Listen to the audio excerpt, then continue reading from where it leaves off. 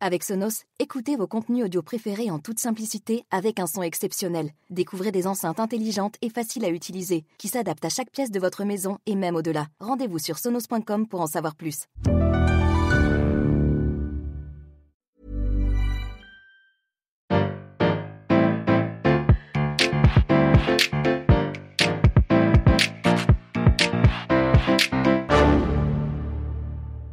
Bonjour, vous avez choisi la réponse D. Mais d'abord, écoutez la question. Aujourd'hui, sur la thématique musique, la question. Qui était le sugar daddy de Wagner ? Ah, Wagner. On en a vite fait parler dans l'épisode sur le festival de Reading. Il a créé un festoche lui aussi, Bayreuth, qui prend place au Festspielhaus ou en VF Palais des Festivals. Saviez-vous que cet endroit avait été construit pour que le cycle complet de la tétralogie de Wagner soit joué en une fois ?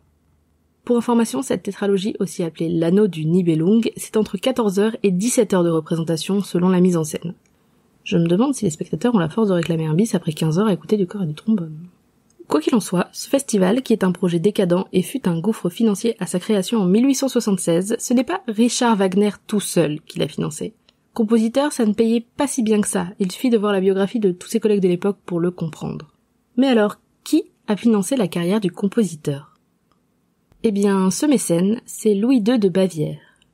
On le connaît notamment pour avoir construit le château de Neuschwanstein, qui a inspiré Walt Disney pour l'architecture du château de la Belle au bois dormant.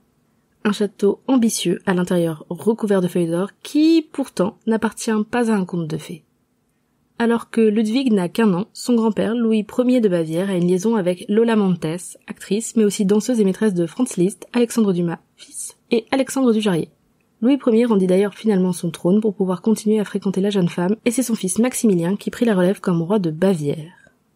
Louis II du nom, dès son plus jeune âge, est éduqué dans la discipline et sans démonstration d'affection, car son père veut éviter de faire de lui un Louis Ier bis.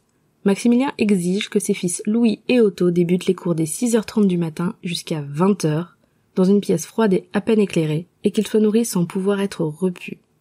Un beau jour de 1857, le jeune prince héritier découvre les traités théoriques de Wagner, puis ses opéras.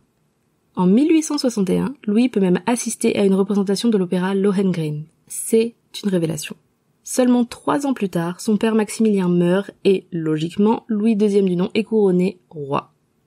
Seulement 3 mois plus tard, après un échange épistolaire passionné avec Richard Wagner, le jeune roi de 18 ans va rencontrer son héros, dont il connaît les livrets d'opéra par cœur. Son héros, qui, soit dit en passant, vit en fuyant les créanciers dans une pension crasseuse à Stuttgart, rejeté par tous les théâtres car ses œuvres coûtent bien trop cher à produire sur scène. Il avait d'ailleurs écrit dans la préface de l'anneau du Nibelung « Se trouvera-t-il le prince qui rendra possible la représentation de mon œuvre ?» Avec Louis II, Wagner dégote rien de moins qu'un roi pour accomplir cette tâche. Le jeune monarque estime qu'il a envers le compositeur une dette morale qu'il va rembourser financièrement, et il ne souhaite rien de plus que de garder Wagner en résidence près de lui. Bon, Wagner ayant 50 ans quand Louis en avait 18, la définition de sugar daddy est un petit peu erronée.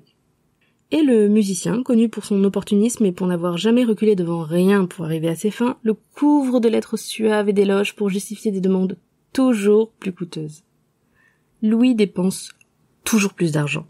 D'abord pour produire la tétralogie, puis pour faire construire un théâtre dédié à l'œuvre wagnérienne, à Bayreuth donc, et ensuite, rien n'est trop beau pour Wagner. Une rente équivalente à un salaire de ministre, une maison au bord du lac, tout cela offrait des caisses royales. À force, les ministres et le peuple commencent à être très mécontents. Mais l'odieux personnage qu'est Wagner écrit au roi de ne pas se soucier du peuple. Pourtant, à ce moment-là, Louis II, qui était extrêmement populaire au début de son règne, était déjà devenu la marionnette de Wagner. Vous vous souvenez de Lola Montez ? Eh bien, les Munichois ont surnommé Wagner Lolus, comme un pendant masculin de la jeune femme si influente auprès de Louis Ier. Car le roi est consumé d'amour pour le compositeur. Heureux le siècle qui a vu naître un génie pareil, déclare-t-il en assistant aux représentations à Bayreuth. Heureusement, sa famille réussit à faire ordonner l'éloignement de Wagner en décembre 1865. Le roi ne s'en remettra jamais et sombrera dans l'isolement et la rancœur. Il essaiera même de rendre visite à Wagner sous un faux nom, mais le secret sera vite découvert. La mort du compositeur en 1883 est un choc pour Louis. Il déclare ce jour-là « Le corps de Wagner m'appartient, rien ne doit être fait pour son rapatriement sans mon ordre. » Sa santé mentale était déjà sujet de débat, surtout que son frère Otto était déjà interné depuis plusieurs années. Il sera finalement déclaré fou, déchu, et interné. Le 13 juin 1886, aux alentours de 18h, il part se promener avec son psychiatre. Et il est déclaré mort à minuit quand son corps est repêché dans les eaux du lac Starnberg sur la propriété qu'il avait acquise pour Wagner 22 ans plus tôt. Les circonstances sont suspectes. Le corps du psychiatre portait des traces de coups, quand le corps du roi était intact et n'avait pas d'eau dans les poumons. La mort de l'ancien souverain à seulement 40 ans est entourée, encore à ce jour, de bien des mystères. Ce qui est sûr, c'est que sans lui, Wagner ne serait pas devenu la légende qu'il est à ce jour. Bravo, c'était la bonne réponse. Pour aller plus loin sur ce sujet, retrouvez les sources en description. La réponse D est un podcast du label Podcut. Vous pouvez nous soutenir via Patreon ou échanger directement avec les membres du label sur Discord. Toutes les informations sont à retrouver dans les détails de l'épisode. À demain pour une nouvelle question sur la thématique Histoire Géo.